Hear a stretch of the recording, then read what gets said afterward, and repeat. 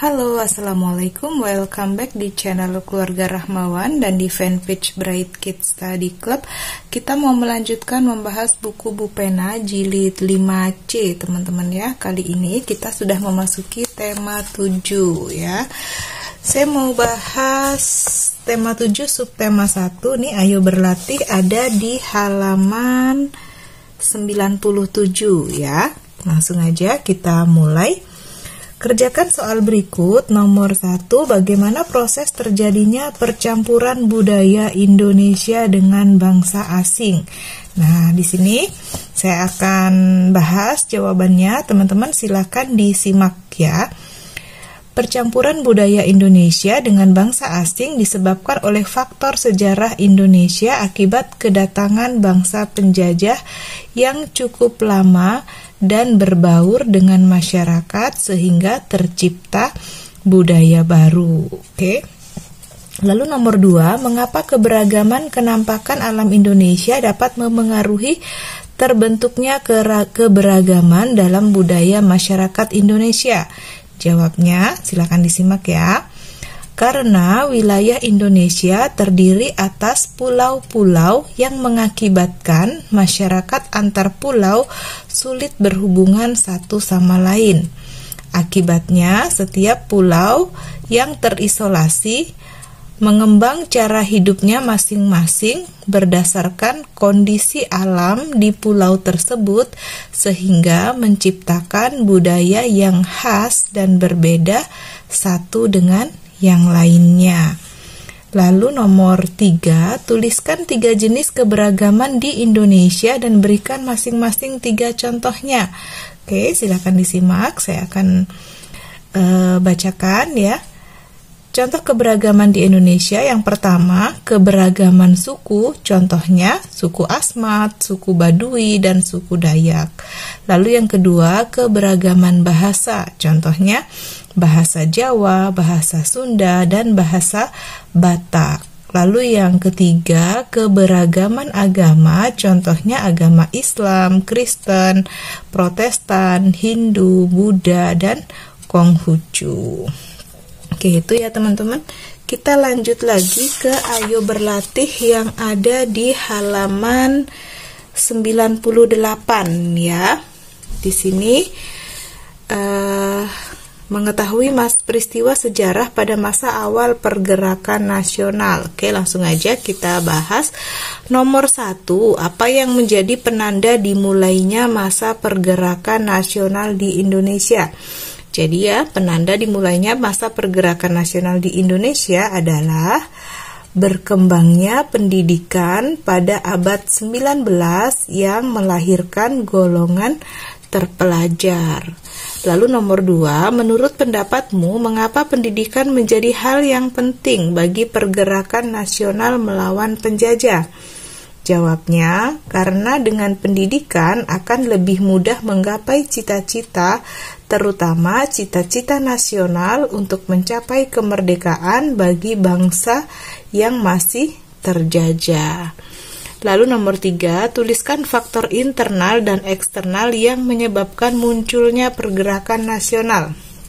Oke, silakan disimak teman-teman ya. Untuk faktor internal ini adalah yang pertama, penderitaan rakyat akibat penjajah. Lalu faktor internal yang kedua, lahirnya golongan-golongan terpelajar dan cendekiawan. Lalu yang ketiga, sejarah kejayaan hidup kerajaan Indonesia di masa lalu.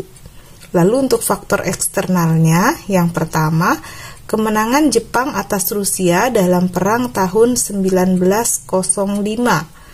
Yang kedua, masuknya paham baru seperti nasionalisme dan demokrasi. Dan yang ketiga, kebangkitan nasional negara-negara tetangga seperti India dan Filipina. Itu ya, faktor internal dan eksternalnya. Oke, next kita akan lanjut ke halaman berikutnya. Halaman 99 ya. Di sini ada teks bacaan ya tentang Kongres Pemuda II. Kita baca dulu ya. Setelah Kongres Pemuda I dilaksanakan pada tahun 1926, para pemuda Indonesia kembali berkumpul untuk membicarakan kembali cita-cita persatuan Indonesia. Kongres tersebut kemudian diberi nama Kongres Pemuda II. Kongres Pemuda II berlangsung pada tanggal 27 sampai 28 Oktober 1928. Sama seperti pada kongres sebelumnya, Kongres Pemuda ini dihadiri oleh perwakilan pemuda dari berbagai organisasi pemuda di Indonesia, seperti Pemuda Sumatera, Pemuda Indonesia, Pemuda Kaum Betawi, Jong Java, Jong Ambon, dan Jong Celebes. Rangkaian acara dalam Kongres Pemuda II terbagi atas 3 kali persidangan. Dari ketiga persidangan tersebut, para pemuda kembali membahas masalah persatuan dan kebangsaan Indonesia, pendidikan, serta pergerakan kepanduan. Dalam Kongres Pemuda II inilah terjadi peristiwa Sumpah Pemuda.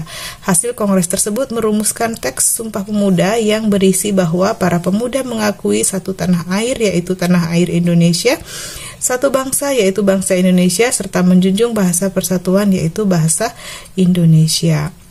Teks Sumpah Pemuda tersebut dirumuskan oleh Muhammad Yamin dan dibacakan secara langsung oleh Ketua Penyelenggara Kongres, yaitu Sugondo Joyopuspito. Lalu pertanyaannya, temukanlah kosakata baku dari teks di atas, setelah itu tuliskan artinya berdasarkan Kamus Besar Bahasa Indonesia. Oke, di sini kita akan temukan kata-kata ya, kosakata baku dan artinya. Yang pertama, Kongres artinya pertemuan besar para wakil organisasi dalam kurung politik, sosial, profesi untuk mendiskusikan dan mengambil keputusan mengenai berbagai masalah. Ya. Lalu yang kedua, pemuda artinya orang yang masih muda. Dan yang ketiga, kosakata ketiga nih ya, cita-cita artinya keinginan yang selalu ada dalam pikiran. Oke, lalu nomor 2, buatlah pertanyaan menggunakan kata 5W1H berdasarkan teks di atas. Tukarkan pertanyaanmu dengan teman sebelahmu, minta temanmu untuk menjawab pertanyaanmu, lakukan secara bergantian. Oke, di sini saya akan berikan beberapa contoh pertanyaan ya, tapi teman-teman bebas boleh membuat sesuai ide sendiri.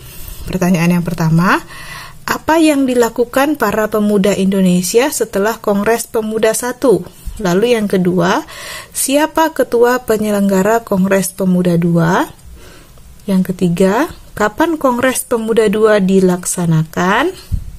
Keempat, di mana tempat diadakannya Kongres Pemuda II?